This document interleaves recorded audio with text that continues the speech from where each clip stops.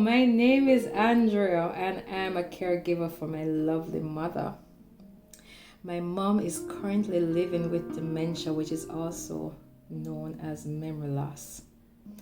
I use this channel to share tips, strategies, share my experiences that I gain each day along my caregiving journey. No 2 days are the same. Hence, I find it very, very important to build a community around caregiving.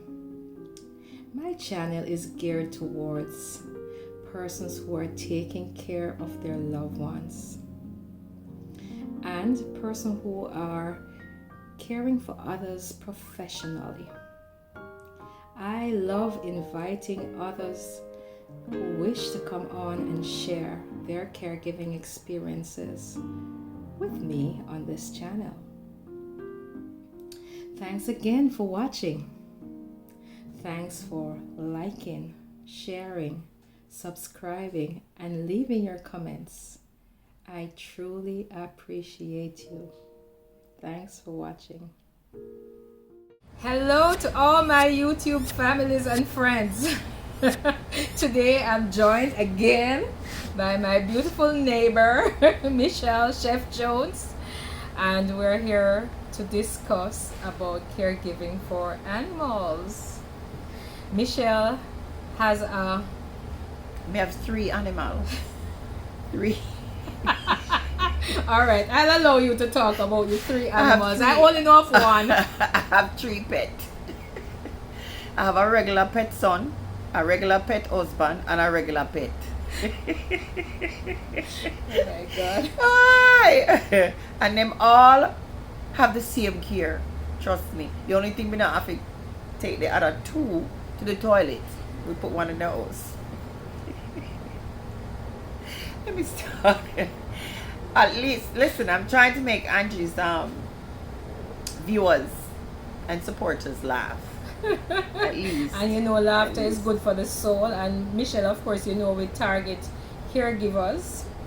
And it doesn't have to be caregiving for a specific person or a specific type of illness. It's just caregiving in general. So that's why I invited you here today, you know, just to rap about caregiving. I have seen Michelle being so passionate for Blue, which is her dog, and Blue is almost 2 years Yes, old. he's 2 and next month. we might be having a party. Yes, we're having a party. You know, you have to have a party for my baby. Right. Yes. So when he becomes 2, but some of the things that I've seen along the way is how intense and how intentional Michelle is in taking care of her pet.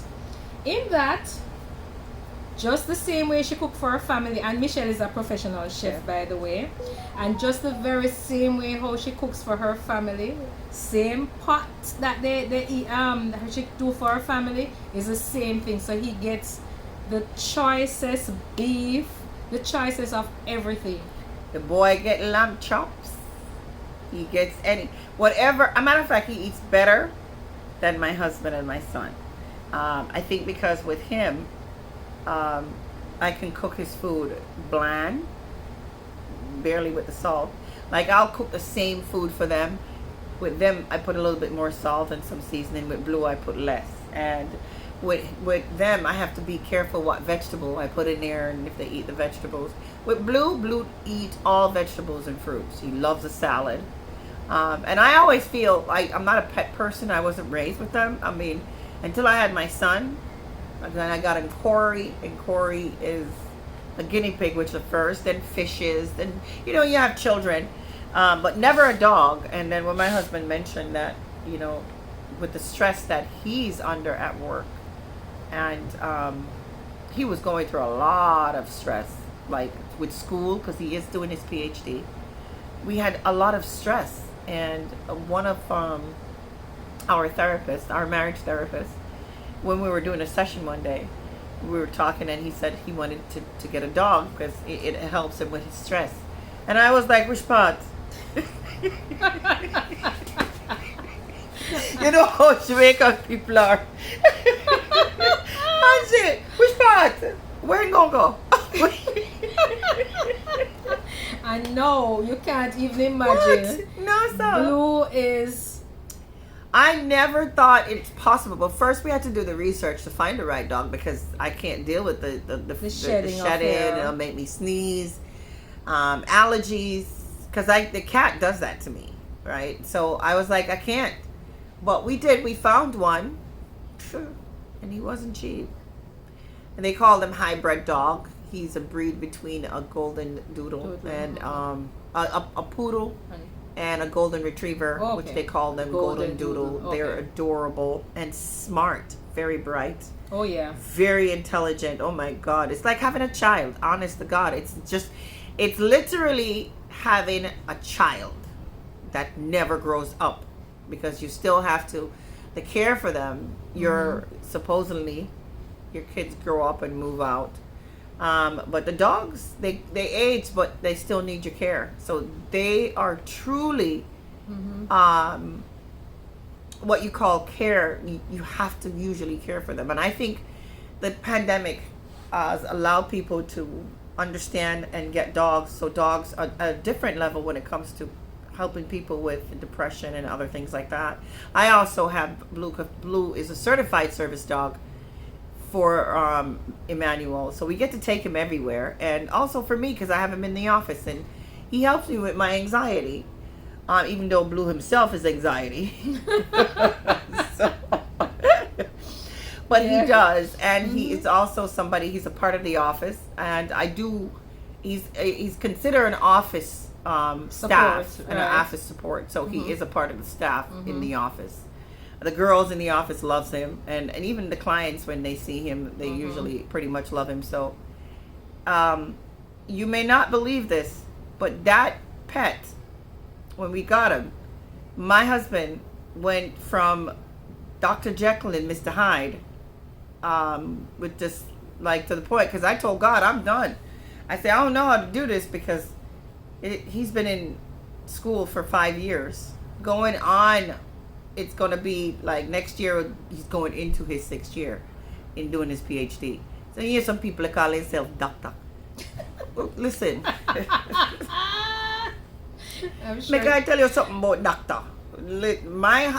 I like, it's a lot of work. It really is. And when I started my PhD, I it's either that or my business. And I know I had to make a choice, and I had to do, because there's no way I could do both. Trying to get my business up off the ground. It's so then we brought Blue into the family. I did not expect the love, the commitment that it takes to own a pet and to care for a pet. And the dog didn't ask to be here. We use them for affection, and we're human beings.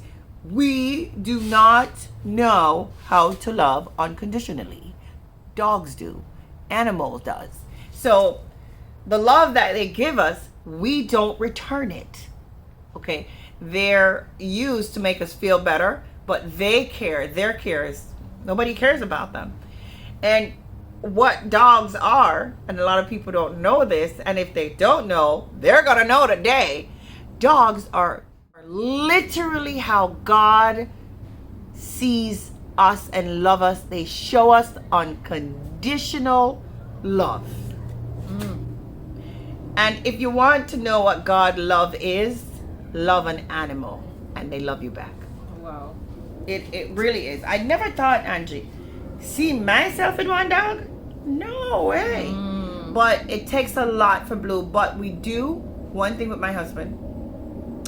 We do share the responsibility. I have, as you know, the mom, as dog parents, I have the blunt of it. I have to have Blue during the day. I take him to the office, but Maddie walks him in the morning, which is good because that's where he needed him, because my husband is a diabetic. And he walks in the afternoon with him, like he's out with him right now. So that's also something. And plus, don't talk about getting him go to the doctor. Wow. It's so expensive. As a matter of fact, I just took Blue to the doctor yesterday to get his worm and tick medicine and his shot. And the lucky thing, when Dr. Parker came to me, and he wasn't in the office for 5 minutes, 10 minutes, it was $275. And I was like, okay. What happened to my referrals? So I make sure I take down all of the dog, I send her. Write down the names of the dogs that I sent her because they are referral, and plus they have to keep up with their injection. The same. So having a dog, it's really a wonderful. I tell you, especially someone like this one, he's not a dog. I don't see him as a dog. I honestly don't. And then when I go into people's house, me never like how they all smell with no dog in it. Yeah, and I must tell you, that's the one amazing thing, because if I never thought about having a house dog before, because that's none of my daughter from when she was small, she has been asking me for a dog, and I said no, we're not keeping a dog inside the house. What? And for some reason, Michelle has, Blue is always having a lavender scent All the time. He actually gets rubbed down and massaged with lavender spray. Yes, and then he has his bin outside. He has, if we can't show it, it's right here. He cannot come in the house unless he's done clean up, and then he has a spray bottle with his lavender oils. I make all of his oils for ticks and fleas. And he has his bin where he keeps all his stuff to wipe down his feet. He can't come in the house. His towels, his sheets, and his bed. And he comes in my bed. He's always in my bed. And I know he's going to jump up in the bed, so I might as well just keep him clean. Not only that, but to groom him. Oh, yeah. Another thing, the groomer. And it is expensive to have them, but they're worth every dime. And he is an amazing additional to our family. That has made so much difference. Listen, my son was going through a real depressing time. Oh, yeah. When we drove back in 2 years ago. Was it 2 years ago when I ran for commissioner, Angie? Yes. It's almost 2 years. Not quite 2 years. Almost 2 years. But he was going through a really depressing time, which was scaring me because, when your kids are going through stuff like that, you have to be so careful with, especially with all this. Blue was pretty young at the time. Yes. Very young. Yeah. And he is like, Mom, I need to see Blue. And I'm thinking, and it's so funny because every time we go to see him, we either fly with Blue or put him in a car and drive to see him. But he was very depressed. He was going through anxiety. He was going through all kind of stuff. Plus, he was having this little demon witch. That's another story. Another story. So when they get caught up in the whole life situation and girls and all of the things, and I had to put Blue in the car, drive miles down. When that boy see Blue, he was like, "Oh my God!" The coach was like, "All you had to do was bring a dog." It wasn't any dog though. We brought Blue down, and it's always something that makes him feel better. If he's sad, he loves his little brother. He finds it, and so now being home with them, it's a lot of work on me because now I have to make food for 3 men. I'm the queen in the house. 3 pets. 3 pets. Okay, 3 pets. And train them, but it's always so good to have them around. Sorry, I was hoping that you guys would get to meet Blue while we're sitting here. That's fine. We'll have other opportunities. Blue is actually out walking now. Yes. So we'll get to see him another time. But thanks, Michelle. And this is something that I would encourage our caregivers as well. If you're feeling any anxiety or anything like that, just get a pet. Yes. And it doesn't have to be a dog. It can be a fish too. It can be a bird. They have birds. Birds. If you, they have birds. But I do know that the one thing about, if I can encourage anybody that is actually lonely, and there's so much elderly people that is lonely, is if there's different kind of dogs for different kind of people. Blue loves to play. He's a very active dog. We had to get something that matches our personality because we're a go family. Yeah. So we can't have no lay around dog. So we have Blue, and Blue's hyper like his dad. And you. And me and Brandon. And Brandon. It's right. like we're a family that is we're family that is we You're can't all have aligned and synced. exactly. So we really can't have a dog that's not. You can choose the right pet for you. And I know elderly people and people that are, you know, I even see dogs save marriages. Yeah. Which is absolutely, they bring such joy to the house, and I think is a matter of taking the focus off of all the things that you're doing and caring for someone else. Kind of let you stop thinking about yourself. So caregiving sometimes, even though it has, you know, its perks and the do's and don'ts, and it, you know, it you can also learn a lot from it. Yes, you can also learn a lot from caregiving. I see Angie do it, and she's seen me do it. We go through different ways of caregiving. It's very, very hard, and half the time I caregive like today. There's not one day that I don't go through. Why do I even bother getting up some mornings to even go to my job? Because it's caregiving. And what my job is caring for people that don't even care about themselves and don't know how to care for themselves. Yeah, that's the hard part. It's very hard because you put so much into trying to make their life better, and sometimes when they get the opportunity to make their life better, they just throw it away because they never looked, they never worked hard to get it. So, guess who's here? Go around that way. Hi, Papa. You can say hello to Blue. We came in, and this is the little guy that we've been talking about caregiving. There's nothing little about this guy. Hi, this is my baby. That's Blue. Blue, say He's hi. all over you. Oh Lord.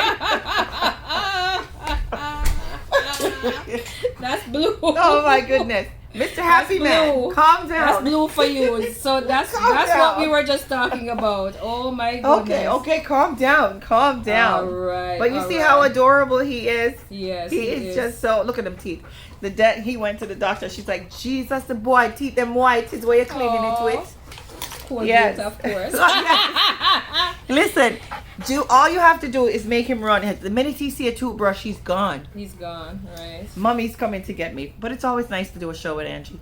So, thank you. Yes, and before I go, I wanted to read for you Proverbs 12 verse 10. It says, the righteous care for the needs of their animals, but the kindest acts of the wicked are cruel.